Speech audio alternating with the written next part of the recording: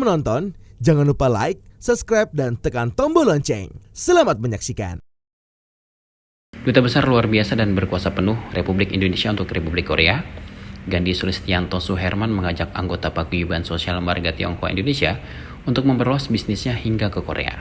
Ajakan ini disampaikan Gandhi saat menjadi keynote speaker saat acara webinar PSMTI bertajuk Kebangkitan Ekonomi Kreatif Pasca Pandemi COVID-19 melalui pengembangan pariwisata dan budaya Nusantara yang digagas Departemen Usaha dan Industri Kreatif SMTI dan disiarkan secara langsung oleh Eljon TV, dan seminar ini disiarkan secara langsung di YouTube channel Eljon TV Live dengan penonton hampir 2.000 orang.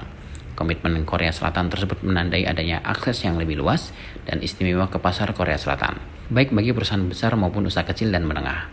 Pada investasi, kedua negara berkomitmen membuka peluang peningkatan investasi Korea Selatan di Indonesia yang pada akhirnya akan memberikan dampak positif terhadap penyerapan tenaga kerja. Assalamualaikum warahmatullahi wabarakatuh. Salam sejahtera, Shalom, Om Swastiastu, Namo Buddhaya, Salam Kebajikan, Salam Pancasila. Yang saya hormati, saya banggakan Ketua Umum PSMTI, sahabat saya yang ulang tahun hari ini, Bapak David Hermanjaya, atau biasa saya sebut Pak Wan King. Yang saya hormati para Wakil Ketua Umum, pelaksana penyelenggara webinar kali ini, Pak Dedi, Pak John, kemudian Pak Sanusi, kemudian para pembicara yang tidak bisa saya sebutkan satu persatu, Bapak Ibu peserta webinar yang saya cintai. Terima kasih pada pagi hari ini, sudah menjelang siang di Seoul saat ini, sudah jam 12, hampir jam 12. Saya ucapkan puji syukur kehadirat Tuhan Yang Maha Esa. Pada kesempatan yang baik ini, kita semuanya masih diberikan fiat dan dapat hadir di dalam acara yang menarik dan penting ini. Dalam kondisi saat ini, hari weekend, hari Sabtu, kemudian harinya mestinya hari keluarga, tetapi bapak-bapak dan ibu sekalian menyempatkan untuk hadir, itu merupakan suatu kehormatan buat PSMTI di tanah air kita. Kembali atas kehadiran saya ucapkan terima kasih. Sepenuhnya nanti presentasi akan dilakukan oleh Bapak Dr. Johannes Eka Prastia Tanjung, yaitu orang dari KBRI. Pak Dr. Johannes Tanjung ini mungkin dari salah satu marga Tan juga, nanti bisa dijelaskan oleh yang bersangkutan, memiliki keahlian di dalam bidangnya, yaitu tentang ekonomi kreatif. Nanti akan berbagi dan sharing bagaimana mengelola ekonomi kreatif dengan merangkul negara Republik Korea ini yang dikenal sangat luar biasa majunya di dalam ekonomi kreatif. Ekonomi kreatif di sini bukan hanya menyangkut masalah-masalah yang bersifat pariwisata saja, tetapi ada 17 sektor pariwisata yang nanti akan dijelaskan oleh expertnya, karena memang background beliau adalah S3 di bidang ini. Jadi nanti bagaimana detailnya Pak Johannes Eka Prasetya Tanjung akan melanjutkan presentasinya. Namun satu hal sebelum presentasi itu dimulai, saya ingin sampaikan penghargaan sekali lagi kepada penyelenggara, Bapak Dedi Rohimat, atas juga partisipasinya di dalam memajukan juga ekonomi kreatif Indonesia dan mencoba untuk memasuki pasar Korea. Kami mengundang kepada Bapak Ibu sekalian yang hadir di sini, yang kami tahu sebagian besar juga adalah para pengusaha, untuk bisa masuk ke pasar Korea, yang pasarnya juga lumayan unik, karena budayanya tidak jauh berbeda dengan budaya di Indonesia.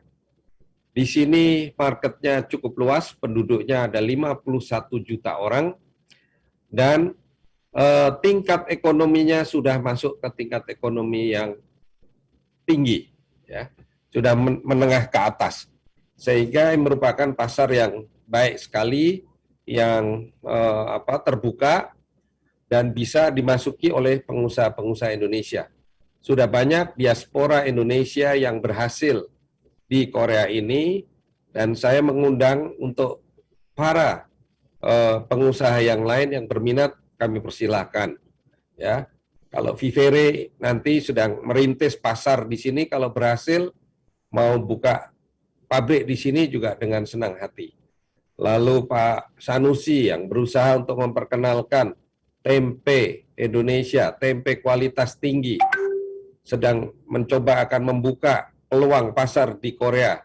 Kami persilahkan, kami akan bantu.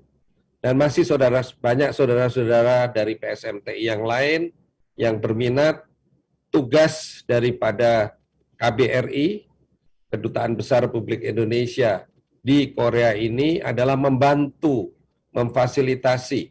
Bahkan saya katakan moto kita tidak hanya membantu, tetapi harus memberikan servis kepada para pengusaha yang ingin berusaha di Korea. Dan secara jelas struktur organisasi di sini juga diciptakan untuk membuka kesempatan-kesempatan tersebut seluas-luasnya. Korea ternyata memang sejak saya hadir di sini bulan Januari awal yang lalu, sudah 2 bulan lebih saya di sini, merupakan negara yang sangat terbuka, ya, negara yang sangat maju teknologinya, dan juga masyarakatnya juga masyarakat yang intelek.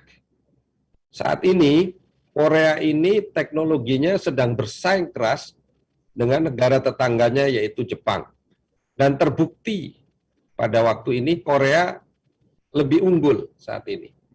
Karena market Samsung dan LG Electronics itu market share-nya terus meningkat dari tahun ke tahun dan sudah melebihi market share dari elektronik Jepang. Nah, yang kedua sekarang memasuki di dunia otomotif. Nah, ini dunianya Bapak Ketua Umum ini, Pak David. Korea juga tidak kalah. Saat ini produk-produk electric vehicle sedang mendunia. Nah, salah satunya yang saat ini sedang menjadi topik di dunia adalah adanya electric vehicle dari Hyundai. Kenapa Hyundai mendunia? Karena Hyundai berhasil terpilih menjadi kendaraan ataupun mobil yang secara formal nanti akan dipakai oleh kepala-kepala negara G20 yang konferensinya, summitnya akan diselenggarakan di Bali akhir tahun ini. Jadi semua dunia akan melihat kecanggihan electric vehicle dari Hyundai Motor, sebagian produksi dari Indonesia. Karena sebagian yang digunakan oleh panitia di G20 adalah produksi yang sudah diproduksi di Indonesia, yaitu Ioniq 5. Yaitu kendaraan elektrik yang sebentar lagi bulan ini akan di-launching. Insya Allah kalau tidak ada hambatan tanggal 16 Maret ini akan di-launching produksi pertama mobil listrik buatan Indonesia Hyundai dengan model Ioniq 5. Nah, ini merupakan kebanggaan buat bangsa Indonesia. Dan sebagai kendaraan kepala negaranya menggunakan Genesis G90 G90 yang tentu saja speknya, ya, spesifikasinya tidak kalah dengan mobil-mobil dunia yang lain. Karena pada waktu seleksi di Indonesia, kami bersaing dengan Lexus, dengan BMW, dengan Mercedes-Benz. Dan akhirnya secara kumulatif, para Dewan Juri memutuskan Hyundai karena telah memenuhi syarat di dalam segi keamanan, dalam segi comfortability, dan dalam segi penampilan.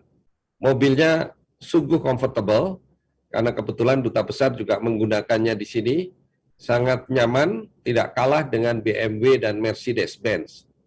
Nah, kami tentu saja tidak perlu panjang lebar mempromosikan itu, nanti bisa dilihat sendiri kecanggihan daripada mobil listrik buatan Hyundai ini. Pada saat nanti sudah beredar di Indonesia, silahkan bisa dilihat di showroom-showroom yang ada di Indonesia. Karena itu yang mobil Ioniq 5 sudah diproduksi di pabrik Indonesia yang ada di Delta Mas, Bekasi, Kerawang. So, demikian Bapak, Ibu, Saudara sekalian, saya serahkan forum ini kepada staf fungsi ekonomi kreatif, pembinaan startup, dan ekonomi digital kepada Bapak Yohanes Eka Prastia Tanjung. Kami persilakan Pak, yang biasa dipanggil Pak Jets. Silakan Pak Jets. Tim Eljan Media melaporkan.